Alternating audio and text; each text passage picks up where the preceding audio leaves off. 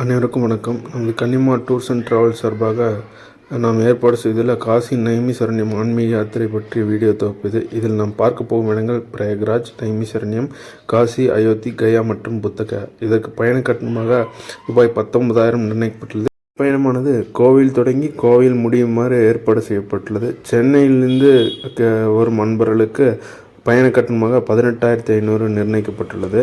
இதற்கு முன்பணமாக 7,500 நிர்ணயிக்கப்பட்டுள்ளது. இக்கட்டணத்தில் அடங்குபவை சென்னை டு பிரயாக்ராஜ் மற்றும் Varanasi to Chennai 3AC rail ticket, 3 sharing நான் ஏசி டீலக்ஸ் ரூம், சுற்றி பார்க்க அனைத்திலும் ஏசி வாகன வசதி, 3 வேளை தென்னிந்திய சைவ உணவு, காசி மற்றும் பிரயாக்ராஜில் படகு கட்டணம்.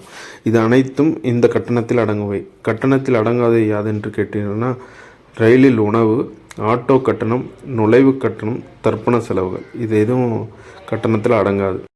இப்போ ரயிலில் உணவு என்பது இப்போ ரயிலில் நம்ம உணவு தரம் நம்ம சொல்லிட்டோம்னா, ட்ரெயின் இப்போ 2 hours 3 hours லேட்டாக போச்சுன்னா அந்த ப்ராமிஸ் நம்மளால் கீப்பப் பண்ண முடியல. அதனால் ரயிலில் உணவு எங்கெங்கே முடியுமோ முடிஞ்ச அளவில் நம்ம ஏற்பாடு பண்ணி தந்துடுவோம். அதற்கான குறைந்த கட்டணம் தான் வரும். நம்ம இங்கே தமிழ்நாட்டில் என்ன சாப்பிட்றோமோ அதே அளவு தான் வரும்.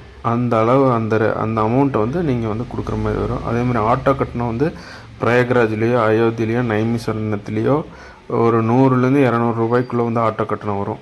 அந்த ஆட்டோ கட்டணம் நம்ம டிரைவர்கிட்ட பேசி என்னன்னு சொல்லுவோம், அதை நீங்கள் ஷேர் பண்ணி கொடுக்குற மாதிரி வரும். இந்த முழு பயணத்திலேயே நுழைவு கட்டணம் ஓரிரு இடங்கள் தான் வரும். இந்த பிரயாக்ராஜில் இருக்க ஆனந்த் பவன் மற்றும் அந்த மாதிரி ஒரு சில இடங்களில் மட்டும்தான் அந்த நுழைவு கட்டணம் வரும். அது மொத்தமாகவே ஒரு 100-200 ரூபாய்க்குள்ளே தான் வரும். ஸோ அது நீங்கள் கொடுக்குற மாதிரி வரும். ஏன்னா ஒரு சிலர் இப்போ ஆனந்த பவன்லேயே ஒரு சிலர் கீழே மட்டும் பார்க்கணும்னு நினைப்பாங்க, ஒரு சிலர் மேலேயும் போய் பார்க்கணும்னு நினைப்பாங்க. அதனால் அதை ஒரு விருப்பப்படி நாங்கள் விட்டோம். தர்ப்பண செலவுகள் ஒவ்வொருத்தங்க ஒவ்வொரு மாதிரி விருப்பப்பட்டு செய்வாங்க. ஒவ்வொருத்தங்க ஒரு நார்மலாக செஞ்சால், குரூப்பாக செஞ்சால் போதும். ஒரு சிலர் தனிப்பட்ட முறையில் சில சடங்கு சம்பிரதாயங்களை செய்வாங்க. அதனால் தர்ப்பண செலவுகளும் அவங்கவுங்க விருப்பப்படி அவங்க செஞ்சுக்க வேண்டியதுதான். அதுக்கான ஏற்பாடுகள் நாங்கள் செஞ்சு தருவோம். அதே மாதிரி சிலர் 3 ஷேரிங் வேண்டாம் 2 ஷேரிங் தான் வேணும்னு கேட்டாங்கன்னா அதுக்குண்டான ஏற்பாடை நாங்கள் பண்ணி தந்துடுவோம். அதே மாதிரி எங்களுக்கு நான் ஏசி வேணால் ஏசி தங்குற இடம் தான் வேணும் அப்படின்னு கேட்டோன்னா அதுக்கு உண்டான ஏற்பாடு நாங்கள் பண்ணி தந்துடுவோம். அதுக்குண்டான குறைந்த கட்டணம் என்ன வருமோ அதை நீங்கள் தர மாதிரி வரும். இப்போ இந்த பயணத்துக்கான டே வைஸ் பிளான் என்னன்னு பார்த்தோன்னா, முதல் நாள் காலை 6:20க்கு சென்னை கோயம்புத்தூர் டு சென்னை போகிற இன்டர்சிட்டி எக்ஸ்பிரஸில் செகண்ட் சிட்டிங் ட்ரெயின் புக் பண்ணி தந்துடுவோம். அது மத்தியானம் அரவுண்ட் 2:30 நம்ம சென்னை ரீச் ஆயிரும். நம்ம 5:30க்கு சென்னையிலேருந்து கிளம்புற கங்கா காவேரி எக்ஸ்பிரஸ் அந்த ட்ரெயினில் நம்ம 3rd AC ட்ரெயின் டிக்கெட் போயிடுவோம். செகண்ட் நாள் ஃபுல்லாக கம்ப்ளீட்டாக ட்ரெயின் ட்ராவலு.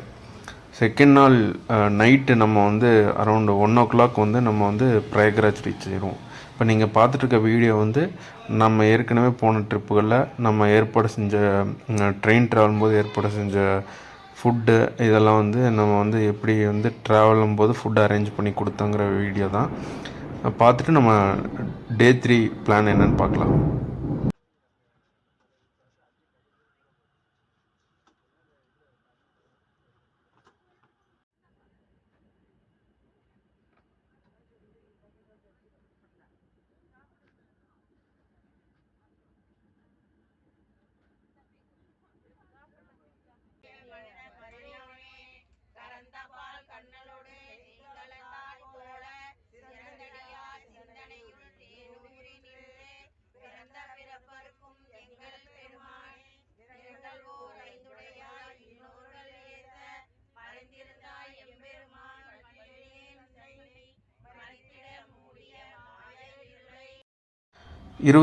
நள்ளிரவு நம்ம பிரயாக்ராஜ் ரீச் ஆயிடுவோம்.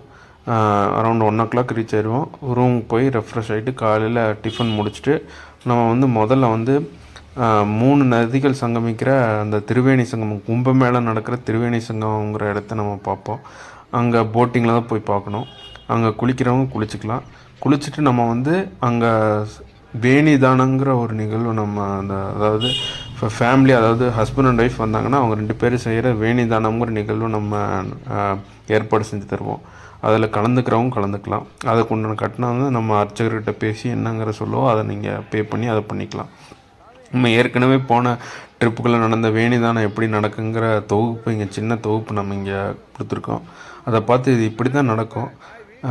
இது ஒவ்வொரு முறையும் ஒவ்வொரு மாதிரி பண்ணுவாங்க. அதாவது வந்து ஒரு டைம் வந்து அதாவது அங்கே இருக்கிற சூழ்நிலைகளை பொறுத்து நம்ம ஏற்பாடு பண்ணி தருவாங்க. வேணிதானம் அந்த நிகழ்வெல்லாம் முடிச்சுட்டு நம்ம பக்கத்தில் இருக்க படே ஹனுமன் மந்திருங்கிற கோயில் பார்க்க போகிறோம். இது ஒரு சிறப்புமிக்க கோயில். ஹனுமன் வந்து படுத்த நிலையில் இருப்பார். இதை பார்த்து முடிச்சுட்டு பக்கத்தில் இருக்க டைமில் தான் நம்ம சங்கராச்சாரியர் மடம் இருக்குது. அது வந்து கோயில் வடிவமைப்பில் தமிழ்நாட்டு கோயில் வடிவமைப்பில் இருக்கிற பிரயாகராஜில் இருக்கிற ஒரு முக்கிய கோயில்.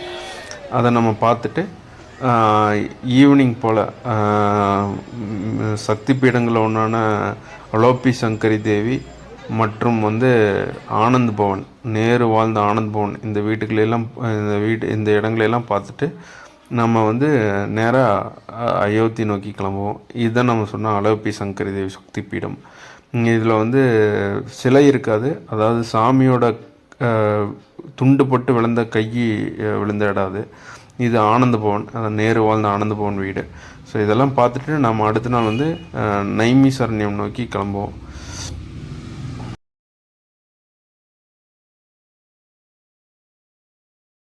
ஆகஸ்ட் 27 நம்ம பிரயாகராஜ்லேருந்து கிளம்பி ஈவினிங்கோட நம்ம லக்னோவில் தங்கிடுவோம்.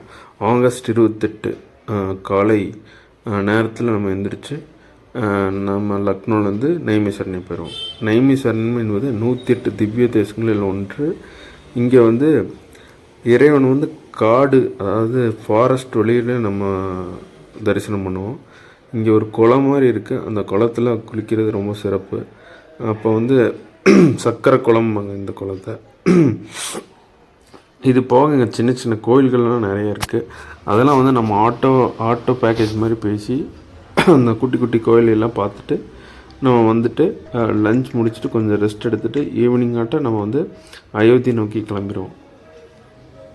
நம்ம ஏற்கனவே போன ட்ரிப்பில் நம்ம நைமிசாரண்யம் போன ட்ரிப்பில் எடுத்த சின்ன சின்ன வீடியோக்களின் தொகுப்பு இங்கே கொடுக்கப்பட்டுள்ளது.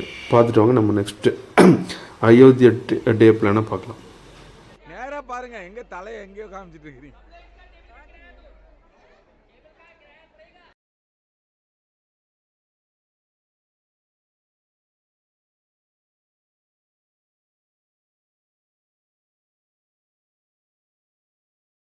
ஆகஸ்ட் 8 இரவு வந்து நம்ம லக்னோலேருந்து கிளம்பி அயோத்தி வந்து தங்கிடுவோம்.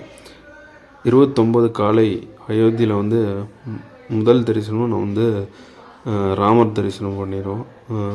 அயோத்தியில் புதுசாக கட்டியிருக்கிற ராமர் கோயிலை பார்த்துட்டு அங்கே இருக்கிற சின்ன சின்ன கோயில்களான ராமர் பட்டாபிஷேகம் நடந்த இடம், சீதையின் சமையலறை, அனுமன் கிரகி மந்திர், கனக் பவன், தசரத் மஹால் மற்றும் சரையு நதி இதெல்லாம் பார்த்துட்டு நம்ம வந்து நேராக அயோத்தியிலேருந்து கயா நோக்கி கிளம்பிடுவோம். ஸோ இதெல்லாம் வந்து இதுதான் வந்து ஹனுமன் கிரகி மந்திர். இப்போ ஏற்கனவே வந்து நம்ம போன டூரில் நம்ம எடுத்த வீடியோஸ் எல்லாம் இங்கே நாங்கள் தொகுத்து வழங்கியிருக்கோம். இதுதான் சரையு நதி. இங்கே போட்டிங்லாம் போக முடியாது. நம்ம உள்ளே போய் வேணால் சும்மா ஒரு குளியல் போட்டு வந்துடலாம். இது வந்து ராமர் கோயில் கட்டுமானம் நடக்கும் இடம். இங்கேருந்து செஞ்சு தான் நம்ம வந்து அங்கே எடுத்துகிட்டு போகிறாங்க. அப்புறம் அங்கேருந்து இரவு வந்து நம்ம அயோத்தியிலேருந்து கிளம்பி நம்ம கயா போயிடுவோம். கயாவில் காலையில் விஷ்ணு பாத கோயில் இதை பார்த்துட்டு அங்கேயே வந்து 32 பிண்டம் வச்சு தர்ப்பணம் கொடுப்பாங்க. ஸோ விருப்பமுள்ளவர்கள் அதற்குண்டான கட்டணம் செலுத்தி பிண்ட தர்ப்பணம் கொடுத்துக்கலாம். அது ஒரு 1.5 மணி நேரம் நடக்கிற நிகழ்வு. இதில் வந்து அவர் முறைப்படி செய்யலாம், இல்லை குரூப்பாக உட்காந்து செய்யலாம். இதை முடிச்சுட்டு நம்ம பல்குனி நதியில் நீராடிட்டோ இல்லை பார்த்துட்டோ நம்ம அங்கேருந்து கிளம்பி புத்தகயா கிளம்பிடுவோம். ஸோ புத்தகயாவில் முக்கியமாக நம்ம பார்க்கக்கூடிய மகாபோதி கோயில் அதை பார்த்துட்டு மற்ற நாடுகள் கட்டியுள்ள சில புத்த கோயில்கள் இருக்கும்.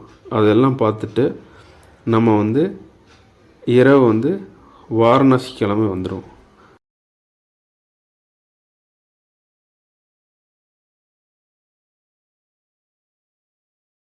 ஏழாம் நாள் காலை காசியில் வந்து முதல்ல வந்து 64 படித்துறையிலையும் நம்ம போட்டு மூலமாக கண்டுகளிச்சிருவோம். அதுக்கப்புறம் அங்கே வந்து சிலர் வந்து தர்ப்பணம் கொடுக்கணும்னு நினைப்பாங்க.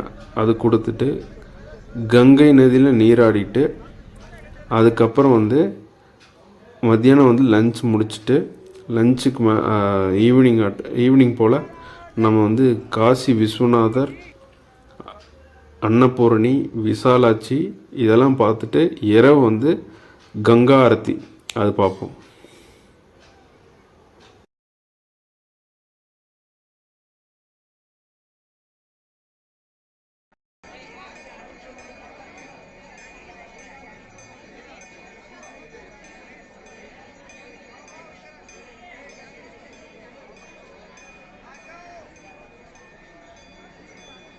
நம்ம எங்கேயோ உட்காந்துல அவங்க பார்த்து நம்மளை கூட்டிகிட்டு போட்டு.